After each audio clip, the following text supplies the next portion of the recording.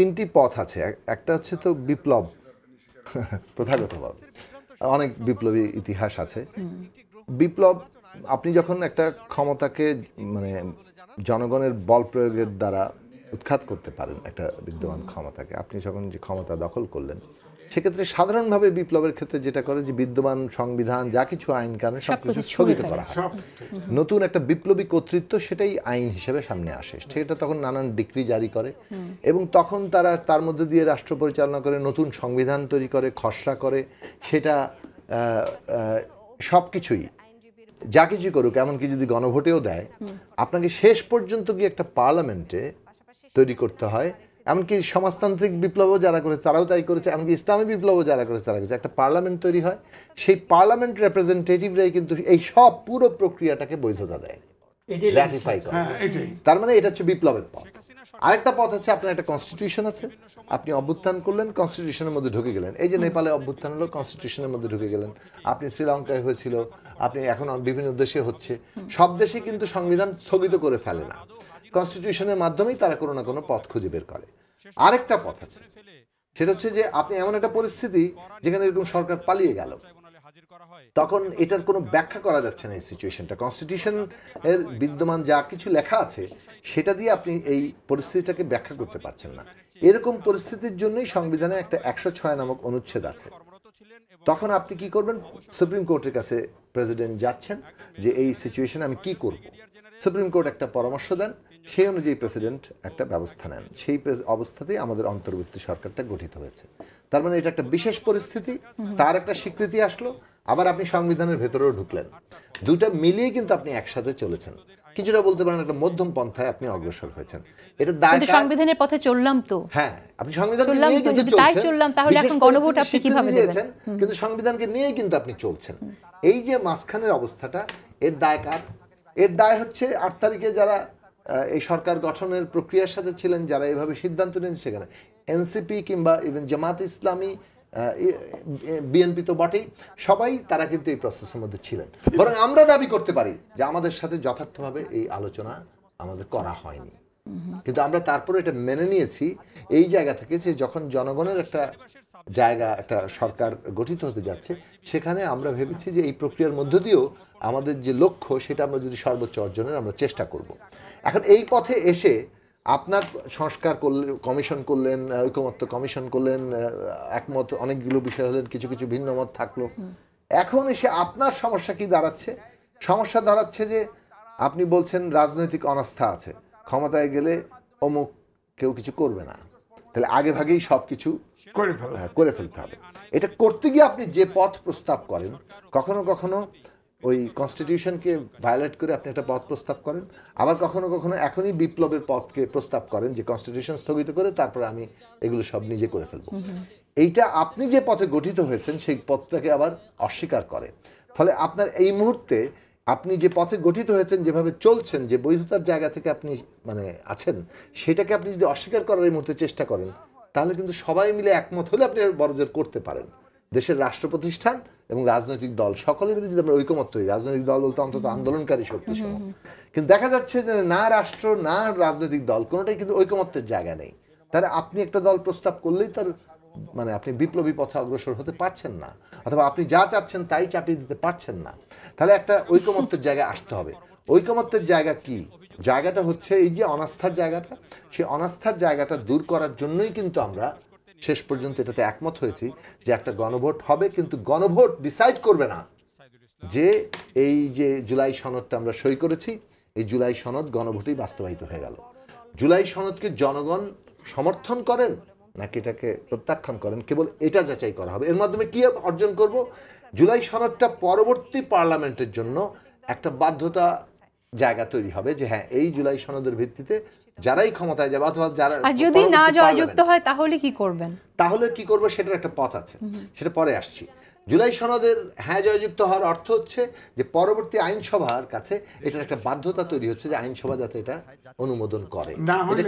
শেষ করি, না হলে কথাটা এখন গুরুত্বপূর্ণ না, গুরুত্বপূর্ণ সেটা হচ্ছে পরবর্তী আইনসভার বাধ্যতা তৈরি হচ্ছে। এর মানে হচ্ছে সে আইনসভাকে কিন্তু গুরুত্ব দিচ্ছে, জুলাই গণভোটের মধ্যে দিয়ে সে বাধ্যতাটা কেবল তৈরি করছে। ফলে আইনি ভিত্তি যাকে বলা হয় সেটা আসলে একটা আইনি বাধ্যবাধকতা ফর দ্য নেক্সট পার্লামেন্ট। এটা এই আইনি ভিত্তি নয় যে এখনই এটা মানে এফেক্টিভ হয়ে গেল। এক, দুই হচ্ছে আইনসভা যাতে এটা মানে এমনভাবে এটাকে অ্যাডাপ্ট করতে পারে, সংস্কারটা করতে পারে, যাতে এটা একটা সংশোধনীর মতো করে কোর্ট এটাকে আবার বাতিল করে না দিতে পারে। তাহলে কি দরকার? আইনসভার সেই কনস্টিটিউয়েন্ট পাওয়ার দরকার, যে যাতে করে সে এটা করলে এটা জনগণের অভিপ্রায় হিসেবে গৃহীত হয়, এটা কোর্টে গিয়ে আর চ্যালেঞ্জ না হয়। সেই কারণে কিন্তু পার্লামেন্টে যারা যাচ্ছেন প্রতিনিধি গণভোটের মধ্য দিয়ে জনগণ পরবর্তী আইনসভাকে এই ক্ষমতাটা দিবে। এই দুটো বিষয় অর্জন করার জন্য গণভোটে শেষ পর্যন্ত আমরা ঐক্যমত হয়েছে। গণভোট দিয়ে সংবিধান করা হচ্ছে, যেটা রেজাউল করিম রানী বলতে চাচ্ছেন, এটা কিন্তু এর মধ্যে নাই। এবং জনগণের অভিপ্রায় কথা বলছেন, কিন্তু অনেকে প্রস্তাব করেছে এবং সেই প্রস্তাবে কিন্তু একমত মানে হয়নি সবাই। ফলে এখন পর্যন্ত যে একমত, আপনি যদি জুলাই সনদ দেখেন, ঐকমত্যের অংশ ঐকমত্য, যেখানে নোট অফ ডিসেন্ট তার নিচে লেখা আছে নোট, কিভাবে এটা বাস্তবায়ন হবে। যখন আপনি তাকে হ্যাঁ বলেন তখন সবটাকেই হ্যাঁ বলেন, অর্থাৎ ওই বাস্তবায়নের পদ্ধতিটাকেও হ্যাঁ বলেন, এবং এইভাবেই এটা ওইখানে যাবে। এখন এই আদেশটা কোথা থেকে আসবে?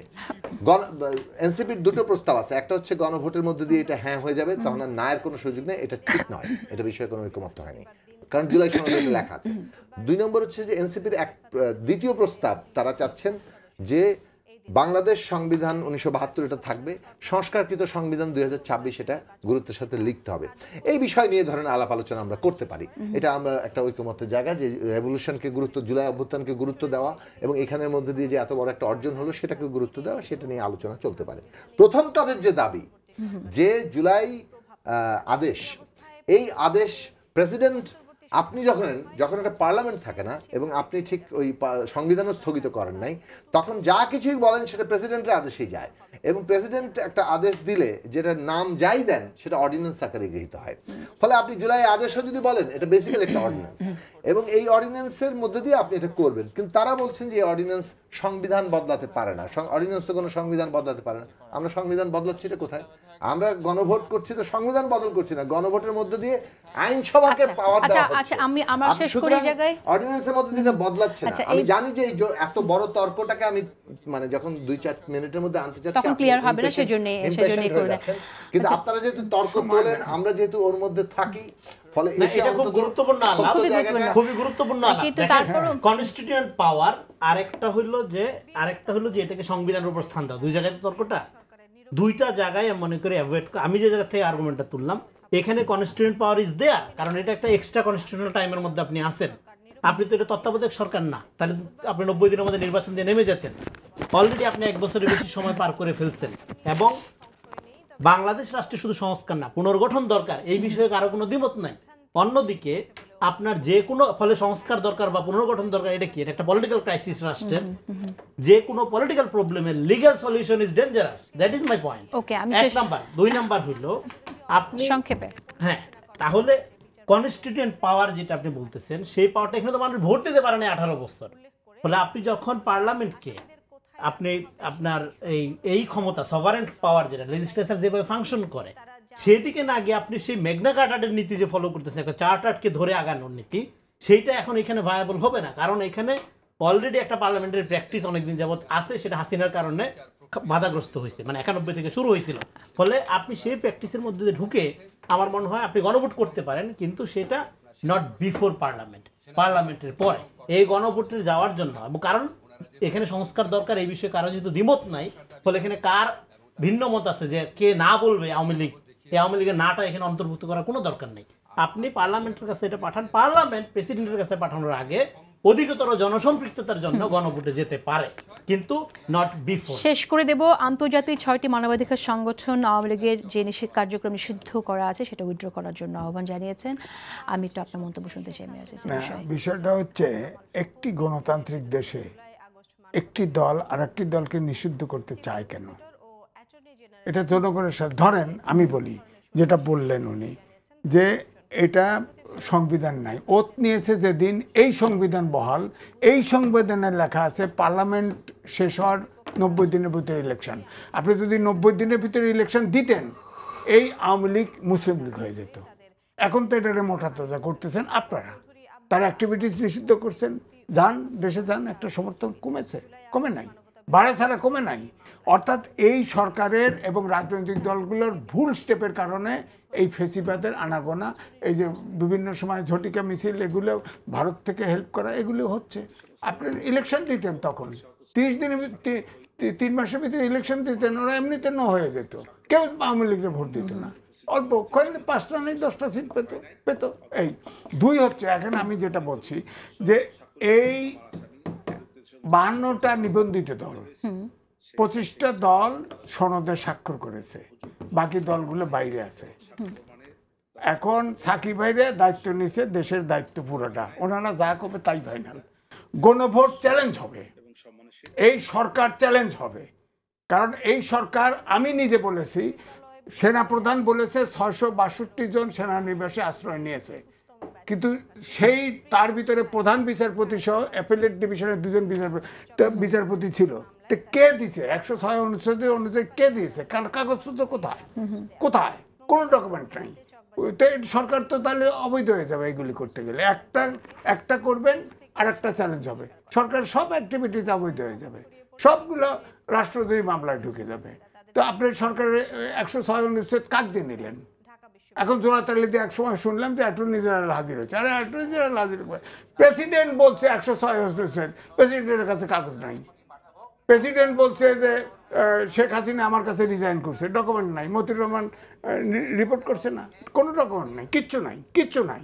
ভুয়া চালাইতেছে, খালি গায়ের শক্তিতে 25টা দল এই অন্তর্বর্তী সরকারকে ক্ষমতা রাখছে লুটতরাজ করার জন্য। দেশটারে 12টা বাজায় দিছে, দেশটা তছনছ করে ফেলেছে।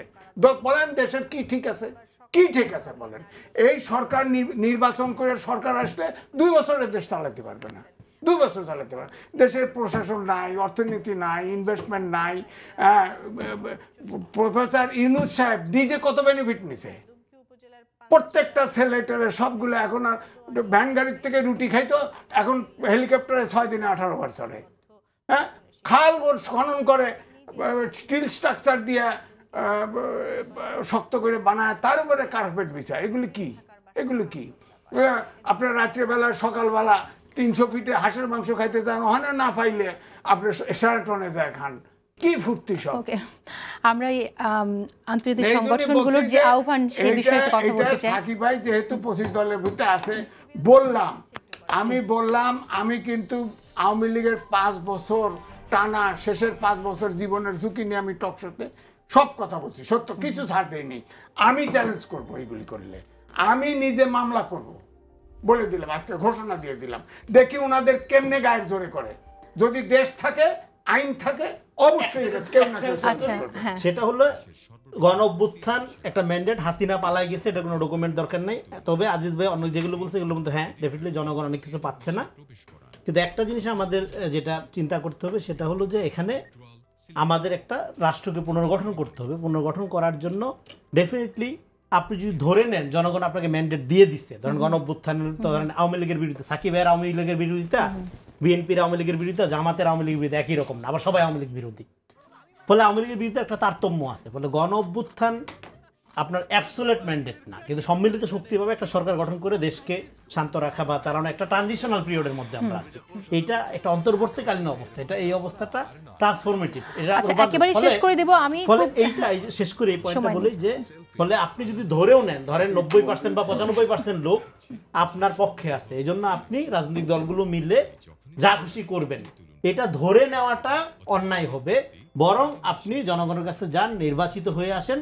আপনাকে যদি 51% লোক ভোট দেওয়া নির্বাচিত করে, ওই যে বাকি 49 জন নির্বাচিত করলো না, কিন্তু তখন আপনি আপনার এটাই লেজিসলেচার যে 100 জন লোকের প্রতিনিধিত্ব করবেন। কিন্তু এখন যদি আপনাকে 97 জন লোক আপনার পক্ষে থাকে, এইটা ম্যান্ডেট না। আরে শোনেন, ওনারা যে অবস্থায় গেছে, এখন ভোট দিলে যদি দেশ আফগানিস্তানের দিকে যায় কি করবেন?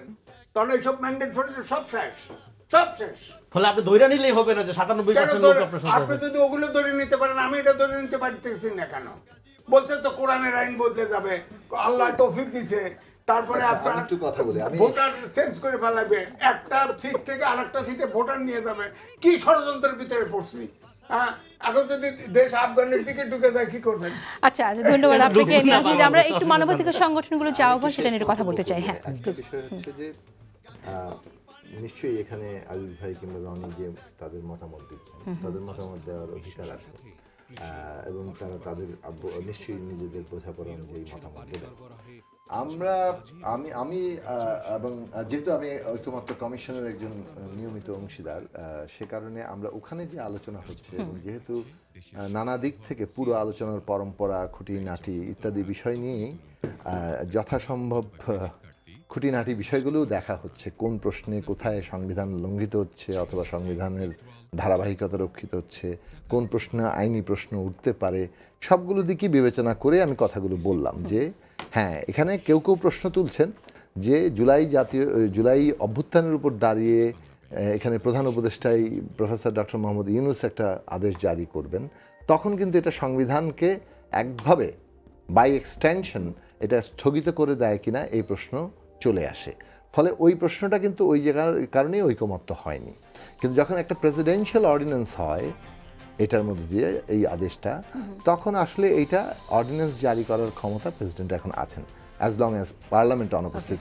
পার্লামেন্ট থাকলেই সে অর্ডিন্যান্সটা কার্যকারিতা যায়, পার্লামেন্ট তখন এই কাজটা করবে। এবং মোটেই কোনো সংবিধান প্রণীত হতে যাচ্ছে না গণভোটের মধ্য দিয়ে। গণভোটের মধ্য দিয়ে সনদটা কেবলমাত্র হানা নেওয়া হচ্ছে এবং আইনসভাতেই সেটা যাবেন। এবং এটা আমার মনে হয় যে কোনো কেউ যদি আলোচনা ফলো না করেন, তখন হয়তো অনেক সময় এখানে কি হচ্ছে বলে নিজের মতো করে অনেক সময় অনেকে মন্তব্য করেন।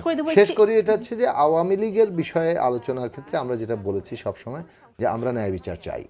জুলাই গণহত্যা, 15 বছরে গুম, খুন, হত্যাকাণ্ড, লুটপাট, দুর্নীতি সবকিছু আমরা বিচার চাই এক। এবং দল হিসেবে আওয়ামী লীগের দায় কতটা সেটাও বিচার্য বিষয় উচিত। এটা রাজনৈতিক দল নিষিদ্ধ করা একটা কি বলে একটা সরকার তার এক্সিকিউটিভ পাওয়ারে কিছু করে দিল, বিচারিক প্রক্রিয়া ছাড়া ওই দলটাও কিন্তু তার ন্যায় বিচার পাওয়ার মানে অর্থাৎ একজন অপরাধীরও কিন্তু ন্যায় বিচার পাওয়ার অধিকার আছে। ফলে এটা একটা কি বলে সমাজে জাস্টিসের উপর দাঁড়ালো কিনা এটা নির্ভর করে যে আপনি একটা অত্যন্ত ভয়ঙ্কর অপরাধীকেও শেষ পর্যন্ত তাকেও ন্যায় বিচার দিচ্ছেন, তার বিচার পাওয়ার অধিকারকে নিশ্চিত করছেন। সেই প্রক্রিয়ার মধ্যে দিয়ে আমাদের যাওয়া দরকার। আমরা বাংলাদেশ যদি এইটা ঠিকঠাক মতো যেতে পারি, তাহলে মানে আমরা মনে করি যে বাংলাদেশে অবশ্যই আমাদের মানবাধিকারের জায়গাটি সমুন্নত থাকবে। আমি একটু একটা প্রসঙ্গ আনতে চাই। আজকে একটি ঘটনা যে এই বাংলাদেশের কাউকে দিয়ে সংবিধানের সাথে সাংঘর্ষিক কোন রকম আদেশ অর্ডিন্যান্স জারি করতে পারবে না। আচ্ছা, ঠিক আছে, আপনি আপনার কথাটা স্পষ্ট স্পষ্টভাবে আপনি বলছেন। ওই 6টি মানবাধিকার সংগঠনের যে ওটা তো আপনি বলবেন, এবং পাশাপাশি আপনার মানবতা বিরোধী অপরাধের মামলায় আন্তর্জাতিক অপরাধ ট্রাইব্যুনালে আজ আমরা দেখলাম যে সেনা কর্মকর্তাদের প্রডিউস করা হয়েছে এবং সেখানে তাদেরকে জামিন নামঞ্জুর করে শেষ পর্যন্ত কোর্টে পাঠানো হলো। তো এই বিষয়টা আমার মনে হয় যে সেনা অফিসারদের, এতগুলো সেনা অফিসারদের সিভিল কোর্টে যে বিচার হচ্ছে, এটা একটা উদাহরণ আমি বলবো যে এটা আমরা দেখিনি। এর মধ্য দিয়ে সেনাবাহিনীতে যাদের বিরুদ্ধে অভিযোগ এসছে এটা একটা উদাহরণ হয়ে থাকবে এবং আসলে কি সেনাবাহিনী আগামীতে আমরা একটা সম্ভাবনাময় পথের দিকে যাচ্ছি কিনা, যাতে দেখেন গুমের বিষয়ে আমাদের জিরো টলারেন্স থাকতে হবে। গুমের মতো অপরাধ কোনোদিনও বাংলাদেশের জন্য ফিরে না আসতে পারে, এই ব্যাপারে সবাইকে কাজ করতে হবে এবং সেনাবাহিনীকে ধন্যবাদ দিতে হবে, তারাও সহযোগিতা করছেন এই বিচার প্রক্রিয়ায়, যেটা ব্যারিস্টার আরমানও কিন্তু তার সংবাদ সম্মেলনে আপনার বলেছেন, এটা উনিও ধন্যবাদ জানিয়েছেন। এবং একটা জিনিস আমি জাস্ট এখানে বলবো, দেখেন পুরা প্রক্রিয়াটার মধ্যে সেনাবাহিনী এবং রাষ্ট্রকে মুখোমুখি করা, তারপরে অনেক ধরনের গুজব ছড়ানো, এইটা উদ্দেশ্য প্রণোদিত ছিল। এখানে কিন্তু ক্রিমিনালদের বিচার হচ্ছে, সেনাবাহিনীর বিচার হচ্ছে না। কারণ হলো তারা সেনা সদস্য হিসাবে যখন কাজ করতো, র্যাবের সদস্য হিসেবে কাজ করেছেন এবং ডিজিএফ এর সদস্য হিসেবে কাজ করেছেন। র্যাব ছিল স্বরাষ্ট্র মন্ত্রণালয়ের আন্ডারে, ডিজিএফ ছিল প্রধানমন্ত্রী কার্যালয়ের আন্ডারে, কিন্তু ফ্রেমটা করা হচ্ছে সেনাবাহিনী ভার্সেস সরকার, নো ক্রিমিনাল ভার্সেস আদালত, সেনাবাহিনী ভার্সেস সরকার না।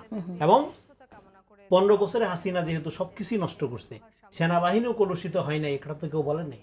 সেনাবাহিনীর একটা সংস্কার দরকার ছিল, সেই সংস্কারের দাবি কিন্তু আমরা তুলেছি, আগের থেকে বলেছি। এবং সেনাবাহিনীকে বাংলাদেশের স্বাধীনতা সার্বভৌমত্ব রক্ষার উপযোগী একটা গর্বিত, আমাদের সেনাবাহিনী তো আমাদের আবেগের নাম, এইরকম একটা জায়গায় প্রতিষ্ঠিত করা, এটাও একটা রাজনৈতিক চ্যালেঞ্জ। এই চ্যালেঞ্জও রাজনৈতিক দলগুলোকে নিতে হবে। ধন্যবাদ আপনাকে। আপনি আওয়ামী লীগের নিষিদ্ধ, আওয়ামী লীগের ব্যাপারটা যেটা আজিজ ভাই বলল, বলতে চেয়েছিলেন খুব সংক্ষেপে, সেটা শুনলো যে আওয়ামী লীগকে পুনর্বাসন করার কাজটা হলো এটা ইনসাইড জব, এটাকে আমি কোনো আউটসাইড জব মনে করি না। যারই ফল আপনি নানাভাবে নানা শাখা প্রশাখায় ফলতে শুরু করেছে, ইনসাইড জব কেন? আমি যেটা বললাম, এই ব্যুরোক্রেসি সংস্কারের জন্য কে বাধা দিছিল আপনাকে? আপনি এতদিন কেন লাগে, 1 বছর কেন লাগে? সংগঠন হিসাবে আওয়ামী লীগের বিচারের জন্য আপনার এখানে ছাত্র জনতা গণহত্যার কথাই যদি ধরি, 15 বছরের কথা যদি একটু পাশেও রাখি, এটা তো শুধু হাসিনা এবং তার কতিপয় সাঙ্গপাঙ্গের সিদ্ধান্ত ছিল না, এটা তো সাংগঠনিক সিদ্ধান্ত ছিল। তাহলে সংগঠন হিসাবে আওয়ামী লীগের বিচারের উদ্যোগ আপনারা আন্তর্জাতিকভাবে কেন নিলেন না? ধরলাম আমার দেশীয় আইনে কুলায় না, আন্তর্জাতিক আদালতে আপনি কেন গেলেন না? আজকে বিভিন্ন মানবাধিকার কমিশনেতে আওয়ামী লীগের লবিস্ট গ্রুপ লক্ষ কোটি টাকা খরচ করে লবিস্ট গ্রুপটিতে কনভিন্স করে, হ্যাঁ, এই যে মানবাধিকার গ্রুপকে লাগাই দিচ্ছে। শোনেন, একটা কথা বলি, ভিকটিম বিকাম কিলার্স। আওয়ামী লীগকে আপনি ভিকটিম বানানো যাবে না, আওয়ামী লীগের প্রতি ইনসাফ করতে হবে, মানে ন্যায় বিচার করতে হবে। আপনি দেখেন জামাত নিয়ে আওয়ামী লীগ কি করছে, এটা থেকে শিক্ষা নিতে হবে আমাদের। আওয়ামী লীগ যদি প্রপারলি বিচারটা করতো, বা এর আগের সরকার 71-এর পর যদি এখানে মানবতা বিরোধী অপরাধের একটা প্রপার বিচার হইতো, বিচার নিয়ে রাজনীতি না হাসিনার মতো স্কাইপ কেলেঙ্কারি আদালত দিয়ে খায়রুল হকের ওই সবের মাধ্যমে এসব ইত্রামি না করে যেটা প্রপার বিচার হইতো, তাহলে আজকে জামাত ভিকটিম হইতো না, এবং সারা দেশে এই যে একটা প্যানিক সৃষ্টি হয়েছে। ধন্যবাদ রেজাউল করিম রানী, আমাকে শেষ করতে হবে। একেবারে জাস্টিস এনশিওর করতে হবে, মানুষের মর্যাদাবোধ যদি না ফিরে এই জাতির কোনো ভবিষ্যৎ নেই। আচ্ছা, এম এ আজিজ, আমি আপনার কাছে শুনতে চাই যে সেনা কর্মকর্তাদের যে কোর্টে প্রডিউস করা হলো, এই বিষয়টা আপনি কিভাবে দেখছেন, এবং এই সাজা আসলে আগামীতে আইন শৃঙ্খলা বাহিনীতে যে রাজনীতিকরণ হয়ে এসেছে অতীতে দেখেছি আমরা, এটা রোধ করবে কিনা? দেখেন, আমার ছেলের ওয়াইফ, ভাস্তা, এগুলো সব আর্মি, নেভি, এয়ারফোর্সে অনেক আছে, 8-10 জন আছে। আমি যেটা জেনেছি, আর্মি আসলে রিটায়ার করে না ভার্চুয়ালি। আর্মিকে যখন কল দেওয়া হয় তখনই কিন্তু দেশের ক্রাইসিসে সে কিন্তু সাড়া দিতে হবে, এটা হলো আর্মি। অর্থাৎ আর্মি র্যাবে পোস্টিং দিছে তাই বলে সে সেনাবাহিনীর বাইরে চলে গেছে, নট নেসেসারিলি। আমার বক্তব্য হচ্ছে, এই সেন্সিটিভ ইস্যু, পুলিশ ধ্বংস হয়ে গেছে, আপনি আর্মি ধ্বংস করে দিয়েছেন, দেশটা রক্ষা করবে কে? আপনি ভিন্নভাবে করতে পারতেন, ভিন্নভাবে বিচার করতে পারতেন। আপনি আর্মির বিচারটাকে আলাদাভাবে করতে পারেন। ধরেন ইন্ডিয়াতে আইন আছে যে কোর্ট মার্শাল হলেও সে সিভিল কোর্টে আপিল করতে পারে, আমাদের দেশে সে আইন নাই। হ্যাঁ, এখন ওখানে আর্মিতে তো কোর্ট মার্শাল আছে, তাদেরকে আপনি আর্মিতে যেহেতু তারা সার্ভিং জেনারেল কয়েকজন আছে, তা আপনি রিটায়ার্ড আছে, তাদের আপনি কোর্ট মার্শাল করাতেন, করে একটা চাকরি খাইয়ে দেন আর যা দেন দিতেন, এটা মীমাংসার দিকে আসতেন। এখন আপনার র্যাবের ছিল অজুহাতে, ডিজিডিএফে ছিল, সুতরাং প্রধানমন্ত্রী নির্দেশ। আর্মির ট্রেনিংই হয় আদেশ পালন করার জন্য, এখানে ডিজোবে করার কোনো স্কোপ নেই আর্মিতে। আর্মির একই কথা, হ্যাঁ, তাদের নিচে তারা বলে দিবে যে আমাকে অর্ডার করছে, আমি করে ফেলছি। হ্যাঁ, এখন বলা হচ্ছে যে, অনেক সময় বলা হচ্ছে যে আদেশ দিলেই কি এই যে সাক্ষী প্রমাণ হয়েছে না, অনেকে বলছে যে আদেশ দিছে, কিন্তু আদেশ দিলেই কি আপনি এটা অন্যায় আদেশ করবেন, বাস্তবায়ন করবেন, মানুষ হত্যা করবেন না। সুতরাং এটা আমার মনে হয় যে আর্মিকে এইভাবে প্রশ্নের সম্মুখীন না করে, এটা পর্দার অন্তরালে বলেন অথবা আলোচনার মাধ্যমে বলেন, যাই বলেন, এটার সমাধান হওয়া উচিত। আর্মিকে বিতর্কিত না করা, আর্মিকে ছোট না করা, কারণ এটা অনেক দেশই কিন্তু এটা দেখতেছে। এটা আমরা বিশ্বায়নের যুগে আমরা কিন্তু আলাদা কিছু না, বিশ্ব দেখতেছে আমাদের আর্মিটা এরকম বিতর্কে পড়েছে। এই জায়গাটা হাজির না করা ভালো ছিল। ওকে, ধন্যবাদ, অশেষ ধন্যবাদ আপনাকে। জুনায়েদ স্যারকে, আপনি যদি কিছু অ্যাড করতে চান, ফিল ফ্রি টু অ্যাড। এখানে মানে মূল কথাটা হচ্ছে যে গুম খুন সহ, এটা তো আমরা বহুতবার বলেছি, গুমের মতো ভয়ঙ্কর অপরাধ আর কিছু মানে হতে পারে না। মানে হত্যার চাইতেও মানে একটা মানুষের আর কোনো ইতিহাস আপনি খুঁজে পাচ্ছেন না, সেটা জীবিত আছে না মৃত্যুবরণ করেছে একটা পরিবার জানতে পারছে না, কি ভয়ঙ্কর পরিস্থিতির দিকে আপনি ঠেলে দেন। ফলে এই অপরাধ যাতে বাংলাদেশে আর কখনোই হতে না পারে, সেই জায়গাটা আমাদের নিশ্চিত করতে হবে, এবং এর জন্য যারাই এর সাথে যুক্ত এবং দায়ী তাদেরকে অবশ্যই বিচারের আওতায় আনতে হবে। কিন্তু এই ক্ষেত্রে আমাদের খেয়াল রাখা দরকার যে আমাদের জন্য যে গুরুত্বপূর্ণ ইনস্টিটিউশনগুলো আছে, সেই আমরা যেন ব্যক্তিকে মানে বিচারের আওতায় আনি। ইনস্টিটিউশনকে যখন আপনি পুরোটা করবেন, তখন সেটা তো আসলে অনেক সময় রাষ্ট্রের জন্যই একটা বড় আকারের সমস্যার জায়গা তৈরি হয়। এখন এইখানে শত্রুদেরকেও সেটা নানা দিক থেকে মানে সেনাবাহিনীর মর্যাদা কিংবা ইনস্টিটিউশন হিসেবে তার যে এখন আমাদের তার যে প্রয়োজনীয়তা, সেই জায়গাগুলো বিবেচনায় রেখেই যারা দায়ী ব্যক্তি হিসেবে অভিযুক্ত হচ্ছেন, আসলে তারা তো বিচারের মধ্যে যাবেন, ফলে তাদের দায় ইত্যাদি সমস্ত কিছু তো বিচার প্রক্রিয়ার মধ্যে দিয়ে যাবে। অভিযুক্তরা যাতে মানে তাদের অবস্থানগত কারণে তারা কি বলে তাদের যে বিচার হওয়ার প্রশ্নটা সেটা যাতে কোনোভাবে ধন্যবাদ, অশেষ ধন্যবাদ চাপা আপনাকে। না পড়ে।